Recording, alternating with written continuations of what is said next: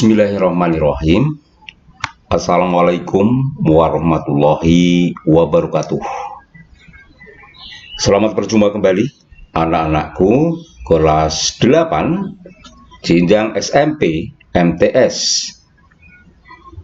Dan juga selamat berjumpa kembali kepada Bapak Ibu guru, rekan pengajar, teman sejawat, khususnya Bapak Ibu guru yang mengajar mata pelajaran prakarya kelas 8. Kali ini kita akan melanjutkan materi mata pelajaran prakarya di semester 1 pada aspek pengolahan, yaitu olahan bahan pangan dari serealia, umbi, dan kacang-kacangan.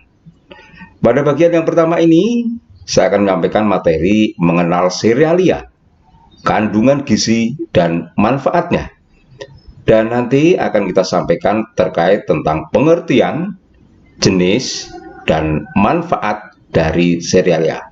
Sebelum masuk ke materi, tidak lupa mohon tolong bagi yang baru mampir pada channel Mas Sarjan channel ini untuk dibantu supportnya dengan menyentuh subscribe.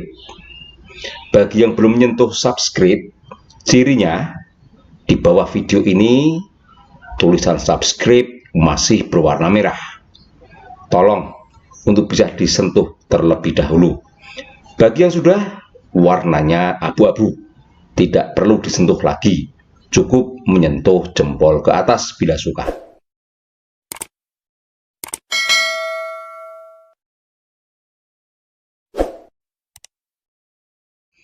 Baiklah, mari kita masuk pada tayangan selanjutnya.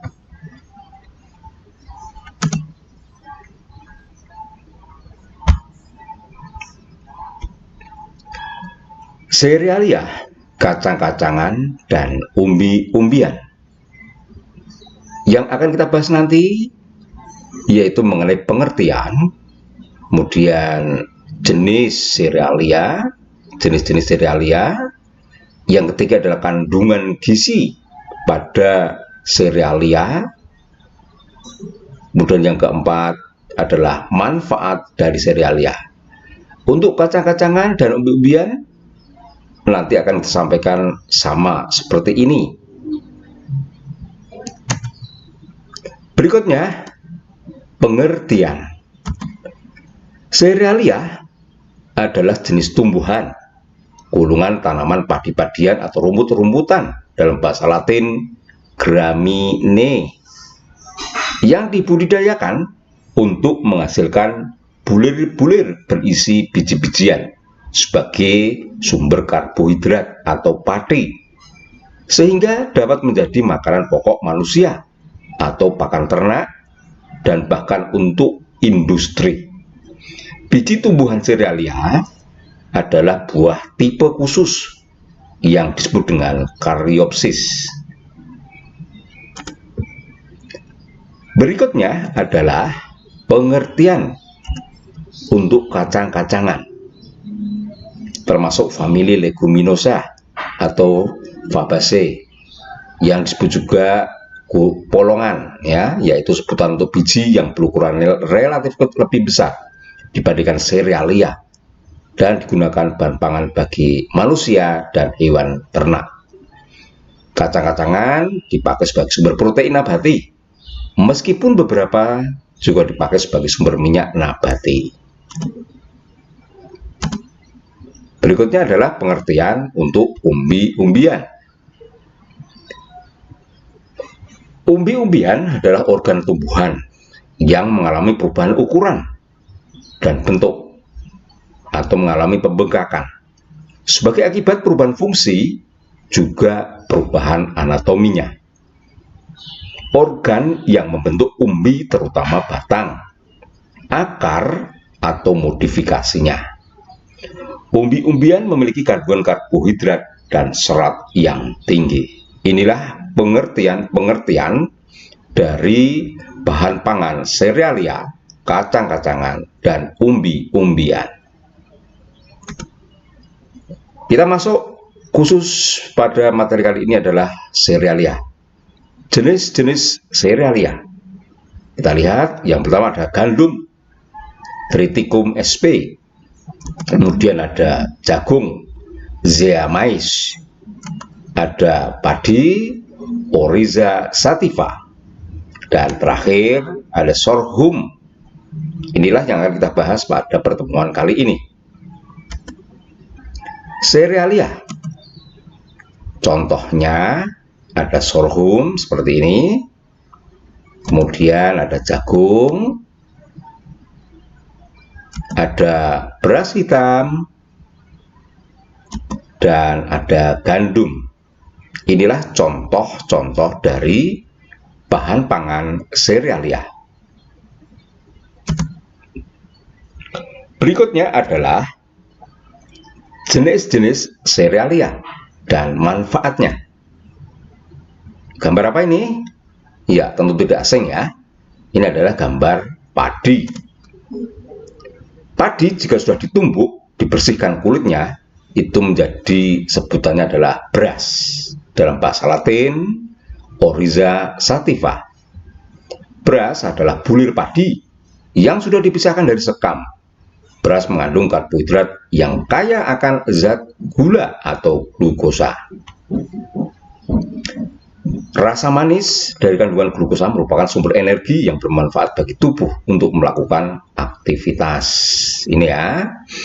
Warna beras berbeda-beda, diatur secara genetik.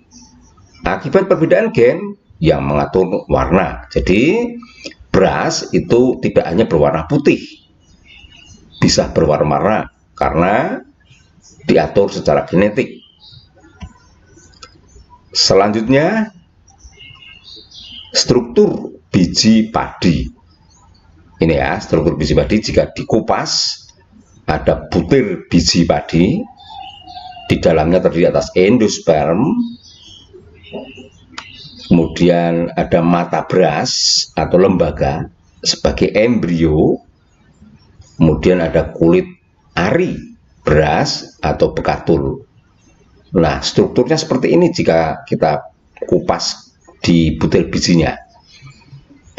Ada endosperm dan stasi endoperm.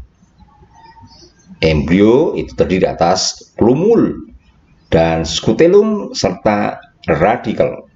Ini dan seterusnya ya. Ini kalau kita pahami struktur biji padinya. Aluron, perhatikan ini, aluron merupakan lapisan terluar dari beras yang seringkali ikut terbuang pada saat pemisahan kulit. Endospermia adalah tempat sebagian padi dan protein beras berada. Berbagai jenis warna beras, antara lain ada warna putih, ada warna merah, ada warna hitam, dan warna ketan putih. Perbandingan gizi berbagai jenis beras berdasarkan warna, kita lihat. Selanjutnya adalah beras putih ini ya. Jenis-jenis beras yang dihasilkan oleh padi. Ada arborio, itu nasi Italia. Ada beras basmati yang panjang. Ini digunakan pada masakan India. Ada beras lengket atau beras ketan. Beras jasmin. Ada beras merah, ada beras hitam. Nah, ini macam-macam jenis beras. Berikutnya kita akan pelajari kandungan gizi yang terdapat pada beras atau padi. Yaitu ada karbohidrat, protein, dan vitamin. Karbohidrat itu tersusun atas selulosa, padi, gula bebas, dan pentos. Dan proteinnya dibedakan atas protein fungsional dan protein cadangan. Serta vitamin yang dikandung, ada vitamin B5, B7, B12, dan vitamin E. Cukup lengkap bukan untuk kandungan gizi beras? Kita lihat sekarang adalah manfaat dari padi. Padi atau beras setelah dinanak, kita makan setiap hari. Manfaatnya untuk apa? Ini manfaatnya. Beras merah, contoh ini beras merah, beras putih, beras hitam ya. Maka manfaatnya kita lihat. Ada lebih dari 18. Tapi di sini Pak Guru sebutkan cukup 18. Padi mengandung energi yang tinggi. Padi dapat mengobati dan mencegah gangguan pencernaan. Dan seterusnya sampai angka ke-18. Padi penghasil beras hitam dapat membantu untuk mencegah diabetes dan seterusnya. Silahkan nanti dicek kembali setelah penyampaian materi ini.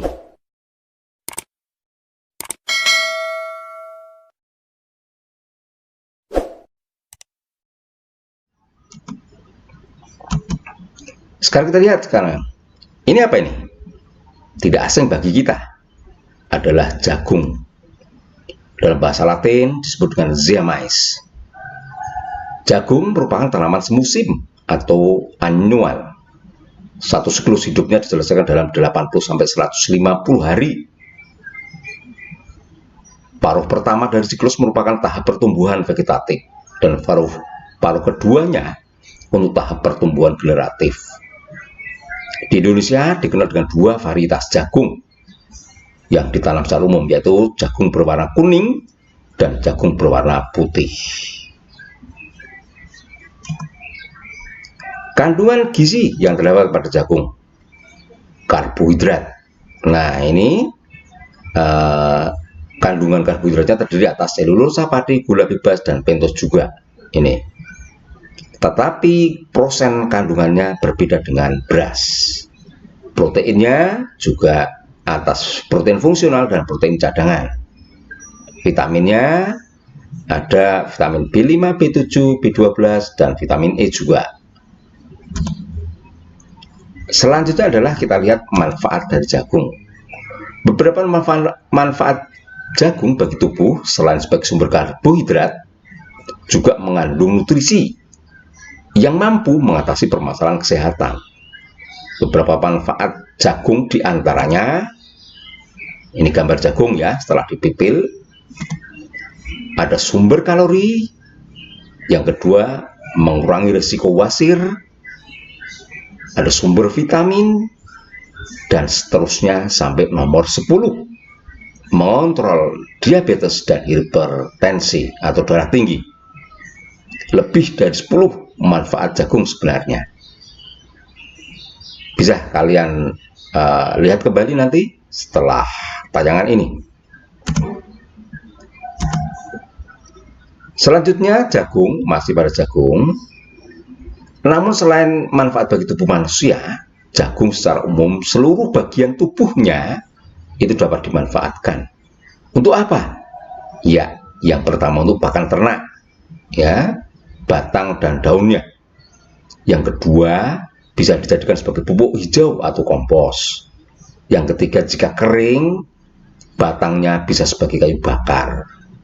Dan juga secara umum, batang, kulit, daun dari jagung bisa dijadikan sebagai bahan kertas atau pulp. Berikutnya adalah, ini gambar apa? Ya, mungkin di daerah kita tidak familiar ya. Ya, ini adalah gandum. Gandum telah dikenal sebagai makanan yang sehat, yang sangat dianjurkan. Di India gandum disebut dengan atta, sebagai bahan makanan pokok untuk dikonsumsi setiap hari. Gandum memang terbilang jenis karbohidrat yang berguna sebagai bahan utama layaknya nasi putih di tempat kita berada. Kandungan gizi gandum kita lihat sekarang: karbohidrat, protein, dan vitamin. Prosen dari selulosa, padi, gula bebas, dan pentosnya juga berbeda. Proteinnya juga sama, vitaminnya juga sama. Selanjutnya, manfaat dari gandum. Ini biji gandum, dan manfaatnya adalah ini. Lebih dari 8 manfaat dari gandum. Namun pada kesempatan ini Pak Guru berikan contoh 8 manfaat yang bisa diambil dari bahan pangan gandum. Yang pertama, mencegah diabetes Tipe 2 berarti ada tipe 1, 2, 3, 4 ya. Seperti penyakit stadium 1, 2, 3, 4. Yang kedua, mengurangi peradangan kronis. Ketiga, mencegah batu empedu. Dan seterusnya sampai ke 8, menjaga kesehatan jantung.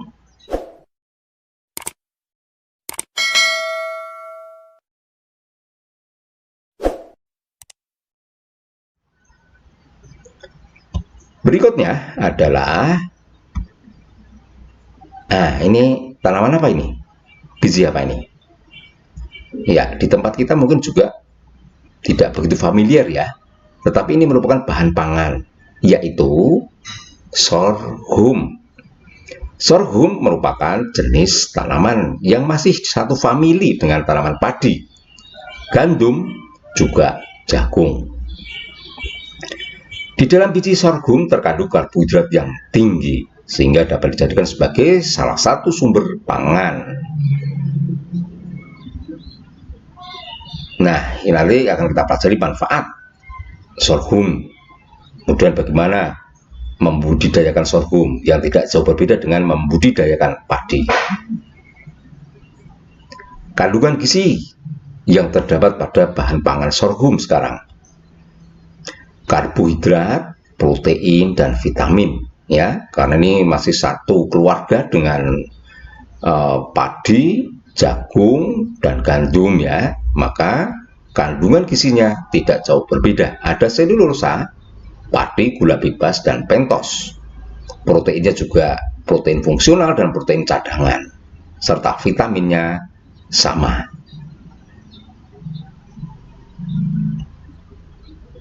Manfaat yang ada pada sorghum sekarang, ya ini cukup banyak manfaatnya ya.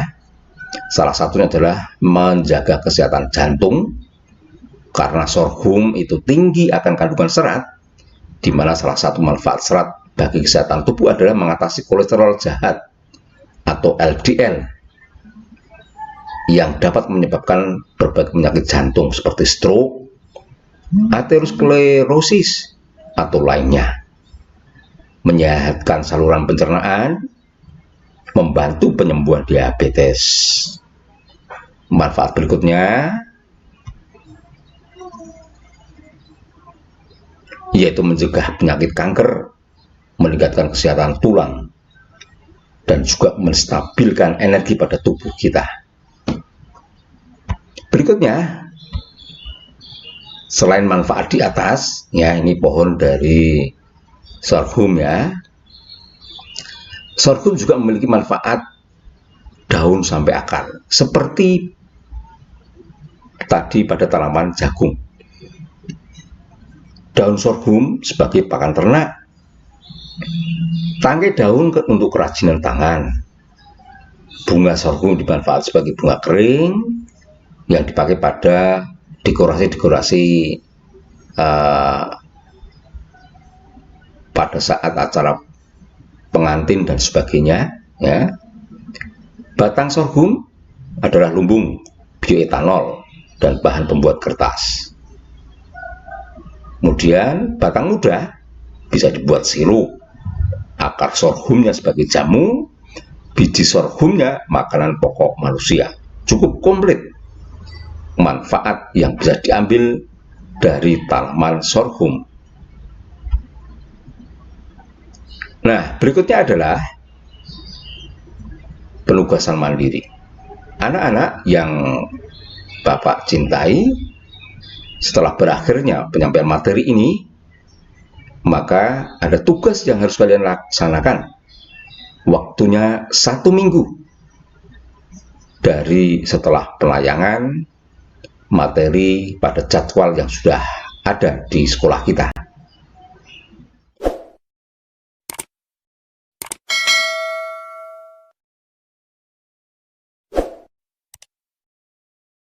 Tugasnya nanti silakan diselesaikan pada kertas tersendiri. Tulis identitas kalian dengan lengkap, nama, nomor absen, dan kelas. Tugasnya adalah sebagai berikut. Silahkan dilengkapi analisis untuk bahan pangan dari serealia yang terdiri atas macam-macam serealia, kandungan gizi dan manfaatnya. Berapa banyak macamnya? Silahkan bisa dituliskan di sini. Di sini ada 7 nomor. Silahkan dilengkapi. 7 macam-macam tanaman serealia. Silahkan ditulis. Sementara kandungan gizinya silahkan ditulis minimal 3 kandungan gizinya. Kemudian manfaatnya masing-masing dari tanaman serealia minimal 5. Jika pada tabel ini tidak cukup, silakan diperpanjang sendiri. Demikian anak-anak yang bisa Pak Guru sampaikan pada penyampaian materi aspek pengolahan pada pertemuan pertama ini. Semoga ada manfaat yang bisa diambil. Jika ada pertanyaan, ada sanggahan, silahkan disampaikan pada grup mapel kita atau bisa ditulis pada kolom komentar. Jangan lupa, sebelum Pak Guru akhiri, ada permintaan dari Pak Guru yang belum sentuh subscribe, silahkan sentuh dulu, dan kemudian sentuh jempol ke atas bila suka, dan bagikan kepada teman-teman yang lain, dan kepada Bapak Ibu Guru, teman pengajar, silahkan bisa di-share kepada anak-anak didik kita yang masih dalam masa pembelajaran daring ini. Kurang lebihnya mohon maaf. Billahi taufiq wal hidayah. Wassalamualaikum warahmatullahi wabarakatuh. Terima kasih.